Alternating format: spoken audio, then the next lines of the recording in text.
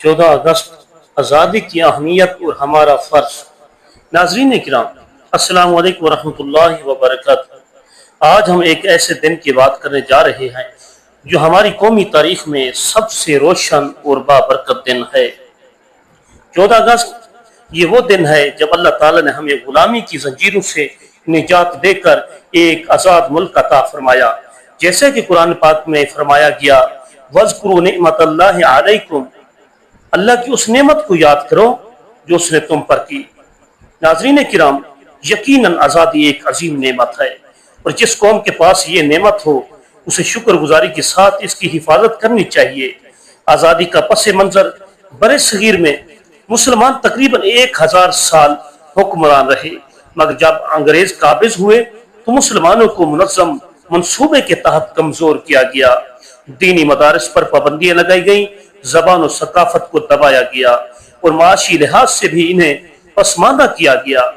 1857 کی جنگی آزادی کے بعد مسلمانوں کے لیے حالات اور بھی خراب ہو گئے۔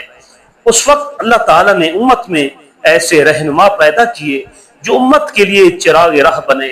علامہ محمد اقبال رحمۃ اللہ علیہ نے 1930 کے خطبہ آباد میں ایک آزاد اسلامی ریاست کا تصور پیش کیا۔ پھر قائد اعظم محمد علی جناح رحمۃ اللہ علیہ نے اپنی قیادت میں لاکھوں مسلمانوں کو ایک جھنڈے تلے جمع کیا۔ قربانیوں کی داستان تحریک پاکستان کا ہر صفحہ قربانی کی خوشبو سے مہک رہا ہے۔ یہ وہ تحریک تھی جس میں لاکھوں جانوں کا نذرانہ پیش کیا گیا، ہجرت کے قافلوں پر حملے ہوئے، لوگ شہید ہوئے، عورتوں کی عصمتیں لوٹ لی گئیں، بچے یتیم ہو گئے، مگر ایمان اور حوصلہ کمزور نہ ہوا۔ حدیث نبوی صلی اللہ علیہ وسلم ہے جو اپنے مال کے تحفظ میں قتل کیا گیا وہ شہید ہے۔ یہ حدیث ان تمام مہاجرین اور قربانی دینے والوں پر صادق آتی ہے جنہوں نے اپنے مال، جان اور عزت کی قربانی صرف اس لیے دی کہ ایک آزاد اسلامی مملکت قائم ہو۔ اصل مقصد اور آج کا حال پاکستان کا قیام کسی جغرافیائی خواہش کا نتیجہ نہیں تھا، بلکہ یہ اسلام کی نظام عدل و انصاف کے نفاذ کے لیے بنایا گیا۔ قائد اعظم رحمۃ اللہ علیہ نے فرمایا پاکستان اس لیے بنایا گیا ہے کہ یہاں ہم آزاد مسلمانوں کی حیثیت سے زندگی گزار سکیں اور اپنے دین کے اصولوں پر عمل کر سکیں۔ لیکن ناظرین، سوال یہ ہے کیا ہم نے اپنے وطن کو اس مقصد کے مطابق بنایا؟ آج ہمارا معاشرہ کرپشن، بے انصافی، جہالت، فرقہ واریت کا شکار ہے۔ ہمیں سوچنا ہوگا کہ ہم نے اپنے شہیدوں اور بانیان باقی پاکستان کے خواب کو کتنا پورا کیا ہے۔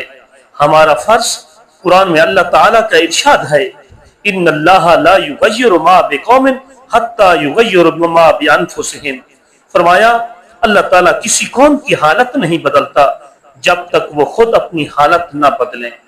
ناظرین کرام، ہمارا پہلا فرض یہ ہے کہ ہم اپنے وطن کو بدلیں، اپنے کردار کو سنواریں، اپنے فرائض ایمانداری سے انجام دیں۔ ہم طالب علم ہیں تو محنت سے پڑھیں، ہم تاجر ہیں تو دیانتداری سے کاروبار کریں، ہم سرکاری ملازم ہیں تو ایمانداری سے خدمت کریں۔ دوسرا فرض یہ ہے کہ ہم اپنی آنے والی نسل کو آزادی کی کہانی سنائیں، انہیں بتائیں کہ یہ ملک لاکھوں شہداء کے خون سے بنا ہے۔ تیسرا فرض یہ ہے کہ ہم اتحاد پیدا کریں، فرقہ واریت، لسانیت اور تعصب کو ختم کر دیں۔ جیسے حدیث پاک میں آتا ہے المؤمن للمؤمن کالبنیان یشد بعضہ بعضا، صحیح بخاری، مومن کے لیے ایک عمارت کی مانند ہے جس کا ایک حصہ دوسرے حصے کو مضبوط کرتا ہے۔ ناظرین کرام، اختتام اور پیغام 14 اگست یہ ہے کہ اصل جشن یہ نہیں کہ ہم صرف جھنڈے لگائیں یا آتش بازی کریں، بلکہ اصل جشن یہ ہے کہ ہم اپنے ملک کو دنیا کے نقشے پر ایک مضبوط، پرامن اور خوشحالی ریاست کے طور پر دیکھیں۔ یاد رکھیں آزادی ایک قرض ہے اور ہم سب اس قرض کے مقروض ہیں۔ اللہ تعالی ہمارے وطن عزیز کو دشمنوں کی بری نظر سے محفوظ رکھے اور ہمیں اپنے فرائض ادا کرنے کی توفیق عطا فرمائے۔ آمین ثم آمین۔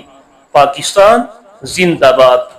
ناظرین کرام، اگر آپ کو یہ ویڈیو پسند آئی ہو تو اسے لائک کریں، شیئر کریں اور ہمارے چینل حنیف وائس کو سبسکرائب کریں تاکہ آپ کو مزید تاریخی اور سبق آموز ویڈیوز ملتی رہیں۔